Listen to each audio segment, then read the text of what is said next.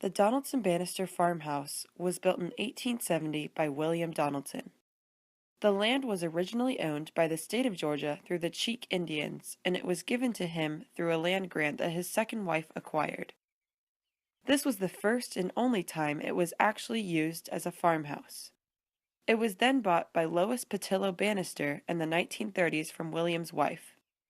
It was then used as a country home, but the house was known as a plantation-style home.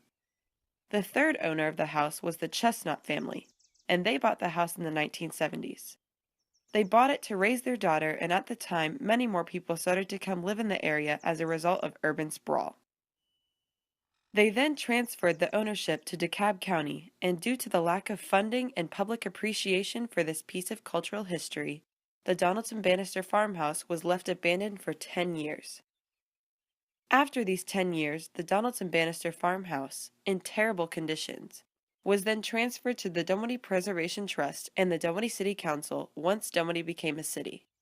It is now on the National Register of Historical Places. The Cheek Spruce House was built by Mr. Joeberry Creek in 1904. While his son was living there, the decision was made to build it into a two-story house. This was done by lifting up the roof and building in between the roof and the first floor. It was then bought by Mr. and Mrs. Carey Sproul. Because the Cheek Spruce House contained a good amount of property, the Sproul family made a living by producing crops that they grew on the land. Today, the Cheek Spruce House sits on 1/2 of an acre of land, significantly less land than 1904. The Cheek Spruce House is a very well-known building within Dunwoody as it is located in the heart of Dunwoody at the intersection of Chamblee-Dunwoody Road and Mount Vernon Road. It is seen on both the logo of the City of Dunwoody, but also the logo of the Dunwoody Preservation Trust, the owners of the Cheek Spruce House. Today, the Cheek Spruce House is a joint occupation between the Dunwoody Preservation Trust and the Del Campo, Weber, and Grayson law firm. Besides this commercial use, the Cheek Spruce House is on the National Register of Historical Places. The Sproul Gallery dates back to the 1860s and belongs to another branch of the Sproul family. This side of the family owned a large amount of land, so they continued to be farmers all the way up until the 1960s. Even when they were farmers in the 1960s, the very well-known Interstate 285 was built through a part of their farmland. This made the family very well-to-do. In the 1990s, the house was donated to the Sproul Art Gallery, and it was changed into a museum. It is a very significant part of Dunwoody because in the midst of all the development happening in the perimeter area, there is a very old farmhouse sitting on the corner, and in some people's eyes, it can almost be jarring. The Sproul Gallery is not on the National Register of Historical Places, but it is the only historical site in Dunwoody that is officially converted into a working museum. A nearby historical preservation organization defined the purpose of historical preservation as, "The purpose of historic preservation is to encourage the general public to integrate the past with the present and the future. Historic preservation does not halt growth or change, but instead emphasizes the totality of human experience in a given community. Therefore, it is important to understand what the history behind historical sites really is." In order to show the effectiveness of historical preservation throughout the Dunwoody community, we interviewed citizens that are tightly linked to the city to see what they knew about the local historical sites. There are very popular historical sites such as the Cheek Spruce House, Donaldson Bannister Farmhouse, and the Sproul Center. What do you know about the histories of these three places? I know nothing about the history of those three places. What do you know about the history of the Cheek Spruce House? Not too much about the Cheek Spruce House. I will tell you it was built in 1906. And it was built by Joeberry Cheek for his son. And it was built initially as a one-story house. Second story was added. I think there's 6 fireplaces. It was a farmhouse. It's Cheek Sproul because it was bought by a Sproul in 1945. Okay. And what do you know about the Sproul Center? Nothing. Okay. And what do you know about the Donaldson Okay, Bannister I know a lot about the Donaldson Bannister farmhouse. I can start with the fact that it was built in 1870.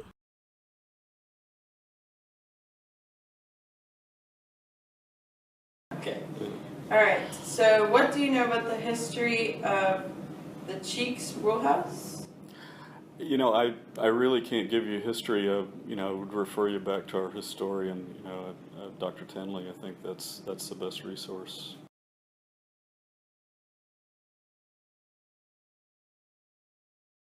Do you know anything about the history of the Donaldson Bannister farmhouse?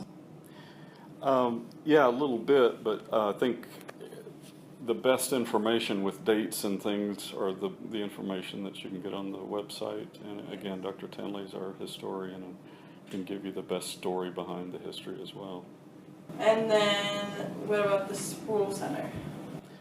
I don't have anything to do with the Sproul Center. I don't know.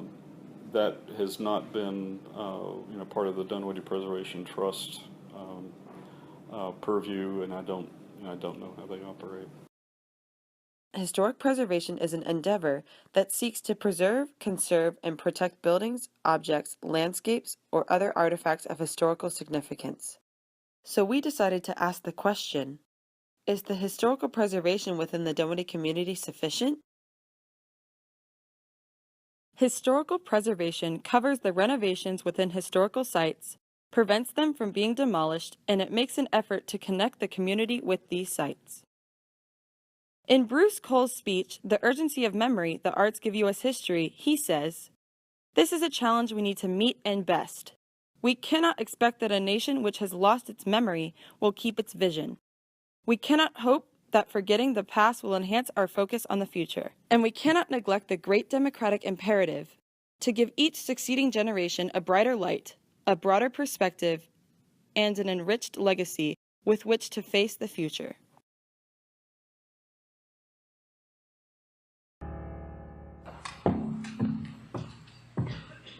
Good morning. I'm really happy to be here from Washington, D.C. And I don't know if the same holds true, but in Washington, the first thing that anyone asks you is, what do you do? And when I say historic preservation, I'm pretty sure I know what comes into people's minds.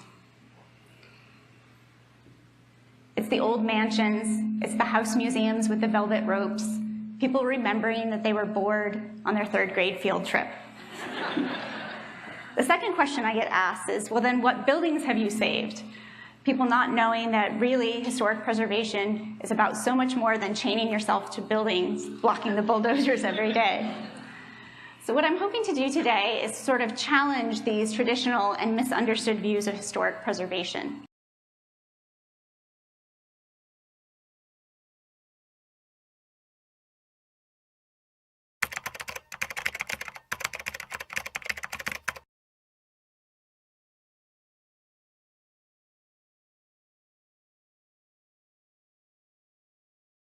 The American Antiquities Act of 1906, Section 2 states that the President of the United States is hereby authorized, in his discretion, to declare by public proclamation historic landmarks, historic and prehistoric structures, and other objects of historic or scientific interest that are situated upon the lands to be national monuments. The government may also be responsible for the proper care and management of the object.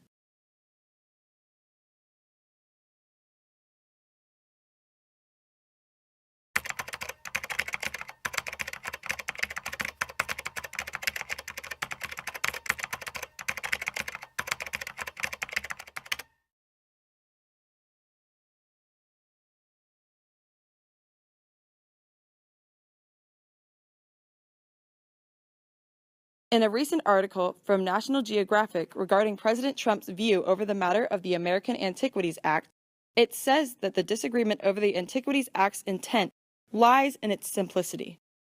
The four-paragraph law clearly states that the president is authorized to declare national monuments, but the law says nothing about the presidential authority to do the reverse. The courts have not ruled on whether there is an implied power in the statute. The issue has never been litigated previously. Numerous attorney general options argue that the president lacks the power to revoke.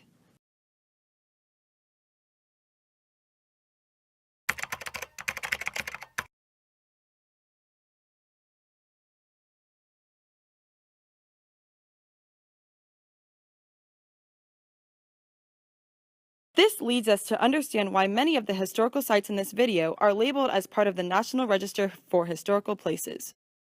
The National Register of Historical Places is the official list of the nation's historic places worthy of preservation.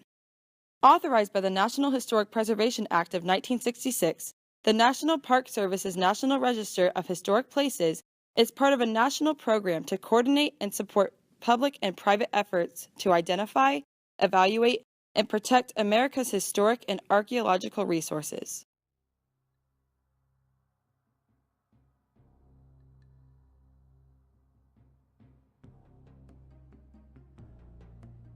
And then when we became a city, we took over all the parks from DeKalb County that are in Dunwoody.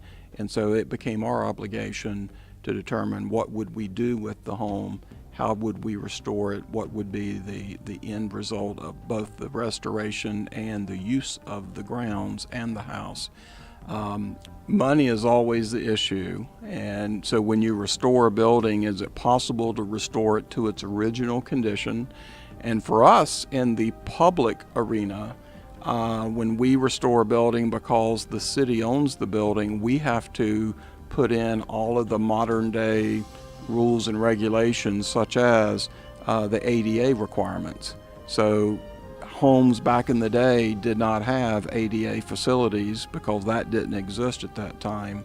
So it not only adds to the cost of retrofitting a home, but it also perhaps takes away a bit from the true restoration. You can now really restore a home back to its original condition when it's publicly owned, because it wouldn't meet as an example, the ADA requirements. There would be other safety issues that have to be factored into that as well. Yeah, both actually, monetarily, because it takes a lot of money, and people don't usually understand the amount of money it takes to do this kind of work. Right, and then the monies that really is necessary for that to occur. All of those monies have to be privately raised. Those are never funded by taxpayers, right?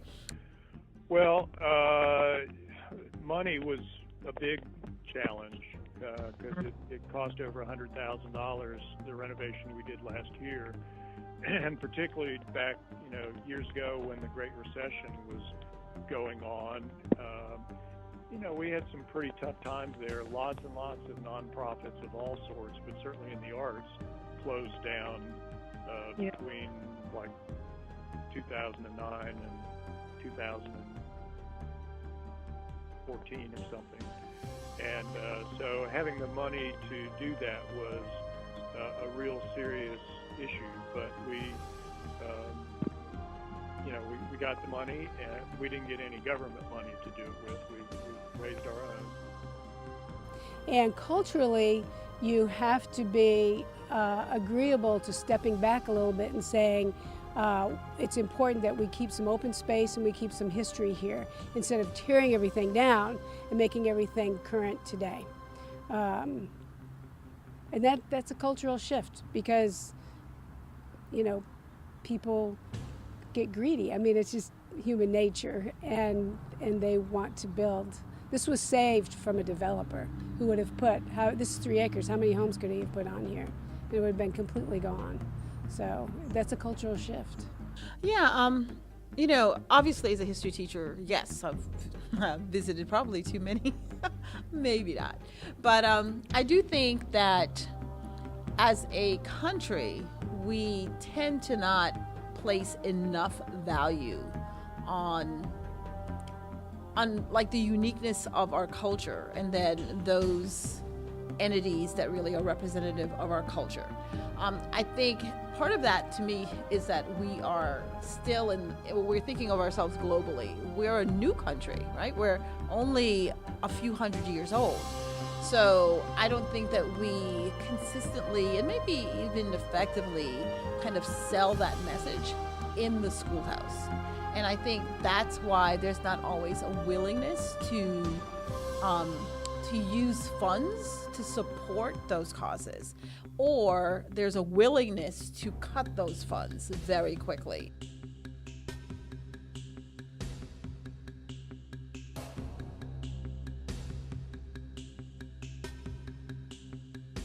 So we partnered with Dunwoody Preservation Trust as a public-private partnership to help with this.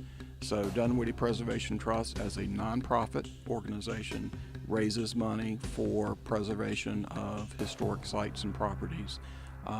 We also fund different projects at the Donaldson Bannister House that they help us to identify what is it that's needed to restore the home to its original condition, or to the picture, if you will, of what the home would be and how do we restore it. They have expertise in restoration, and they present us with a budget, and we jointly with city funds, taxpayer funds, and then with them with the private funds that they raise through Lemonade Days and other resources, and they also receive grants. So the most recent project that we have underway, we just awarded this grant.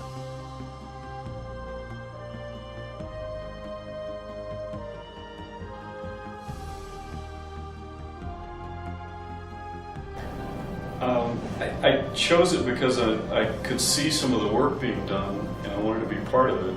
I also wanted to make my volunteer efforts local. I wanted to be more involved in what's going on locally, and they seem to really have their pulse on a lot of things. The first thing I did for them was help clean up a cemetery, and so we 20 or 30 people showed up one Saturday and, with rakes and hose and clippers, and trimmed and beautified a cemetery all day. Very satisfying. Just one little piece of the puzzle. There are people all over the city doing that kind of thing, and it's very satisfying. From there, I got a phone call to help with Lemonade Days a couple of years ago, and then later to work on the committee with the Donaldson Bannister House. One real-life example of successful historical preservation is the Margaret Mitchell House in Atlanta, Georgia. This house was once occupied by famous author Margaret Mitchell. One of her most famous works was the book Gone with the Wind. The house has gone through many important times in history, and as a result, it was not in its prime condition as seen today. In fact, in 1991, the development plans for the house were abandoned because of how expensive it would be to fix the house. This is a common issue seen in many historical sites today. Preservationists made the decision to continue with the renovations because they knew that they would be able to receive donations as well as get the money back if they changed it into a museum. Today, the Margaret Mitchell House is a museum for people of all ages, and it also serves as a facility to host commercial gatherings. It is very well recognized by the city of Atlanta and the citizens of Atlanta because it is in the middle of Midtown, a highly populated area of downtown Atlanta. The Margaret Mitchell House is also recognized as part of the National Register for Historical Places. The result of successful historical preservation is when the community understands their roots and where their city came from. Historical preservation is imperative so that people can occasionally connect to this history as well as appreciate it. When we decided to make this video, we wanted to know what the reasons were for why we felt like historical preservation was not working in the Dunwoody area. It is a direct result of the country's continuous depreciation for the arts.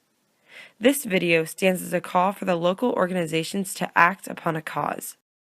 It is an opportunity for them to benefit as well as to the benefit of citizens of their community. In order to make sure the different organizations were in an understanding with our hopeful resolution, our final question was, what is your opinion on the creation of a museum or educational center to teach the residents about the history of the area? There are many benefits to this, such as cultural appreciation, tourism, and monetary positives. All of the people that we interviewed had positive responses to this inquiry, as well as thoughts on the idea.